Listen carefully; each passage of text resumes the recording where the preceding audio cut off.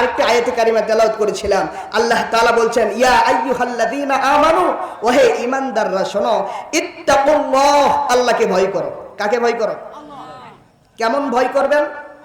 শুধুমাত্র ভয়, শুধু ভয় নয়, আল্লাহ বলছেন হাক্কা তুকাতিহি, ভয় করার মতো ভয় করো।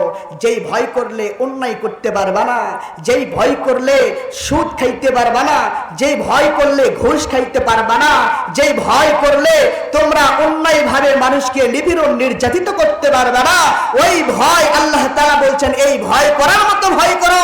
ওয়ালা তামুতুন্না ইল্লা ওয়া আনতুম মুসলিমুন, আর খবরদার মুসলমান না হয়ে মরো না। কোন সুবহানাল্লাহ। আর একটি হাদিস তেলাওয়াত করেছিলাম, এইটা বলেই শেষ করে দিচ্ছি।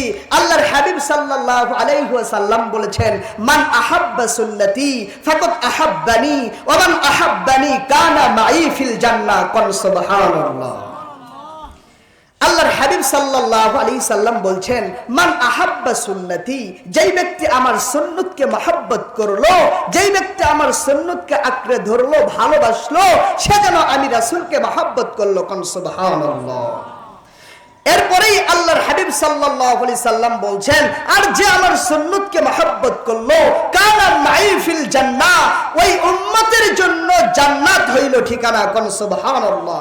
এই জন্য ভাইরা আমার, উঠতে বসতে চলতে ফিরতে নবীজির সুন্নাহ অনুযায়ী চলবো ইনশাআল্লাহ।